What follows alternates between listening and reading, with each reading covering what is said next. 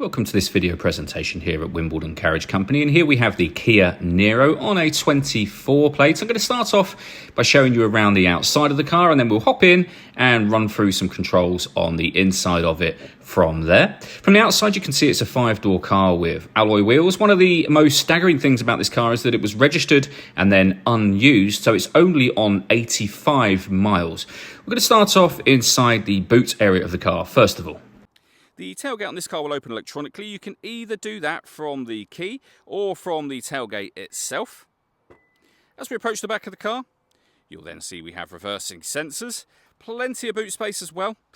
This car's got SuperGuard applied to the paintwork and interior, and you can see there the relevant charging cables for the vehicle as well. Okay, so we're just going to work our way back around to the front of the car, and then as I mentioned we'll hop in and run through some of the controls. As you may well expect, given the car's age and mileage, it is in incredible condition the entire way around. Just briefly before we climb in, I think it's well worth seeing the interior from this exterior point of view. There's plenty to run through on the dashboard, so let's hop in and we'll do that now. Okay, now that we're inside the vehicle, we're going to start with the dials. Over on the left-hand side, we have the digital readout for the speedometer and the battery charge level, of course. In the center, we have the main trip computer. We're on the kind of driving data menu at the moment. So, for example, you can see there a digital readout for the speedometer, amongst other things. You can go through the various different menus using a button on the steering wheel, so you can have any of this information stored in that central section that you might want to. Over in the bottom right hand corner you can then see the total miles for the car, which are 85 miles. So as I said, incredibly low mileage on this vehicle. If we back out to the steering wheel next, over on the left hand side we have our cruise control. We've got this button here, so once you set cruise control, hit this button, this car is able to maintain its own distance between itself and the car in front. We've got lane departure warning system as well on here, the button that I was using, and buttons here to change the information in that central display.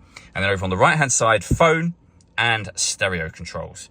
We have a plus and minus paddle, so you can change the gear on this car up and down manually should you wish to do so. Over in the center we then have the main screen for the car. So all touchscreen, you can get to your home screen from there for all of the available options. There's a couple of different home screens that you can have displayed. They all give you essentially the same information, just laid out in a different fashion. So the first thing you can see is this extra wide satellite navigation screen. Really nice system, very, very easy to use.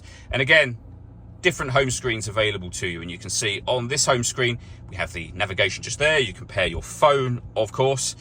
When it comes to music in this car, we have radio. So FM, DAB, AM, you can listen to your own music under the media heading just there as well. And of course you can connect up your smartphone.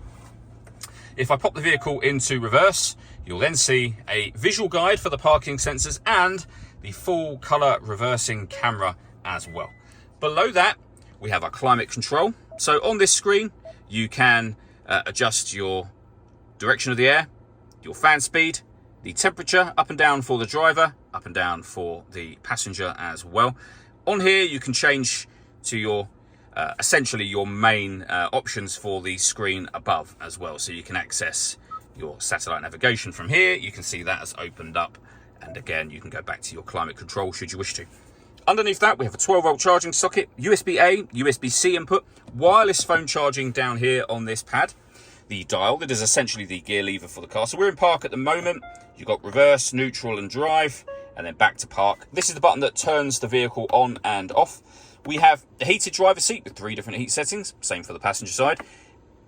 This one will have cold air blow out in different amounts, as you can see, which if you've not had this before, particularly at this time of year, it's a fantastic extra to have. And again, for both driver and passenger. You can turn your parking sensors on and off. You have parking camera options from here as well. A heated steering wheel. The auto hold function is for the electronic handbrake. And the last thing I wanted to mention is the sunroof. We have a manual blind that you can open and close just here, and then the sunroof itself, which opens up, as you can see.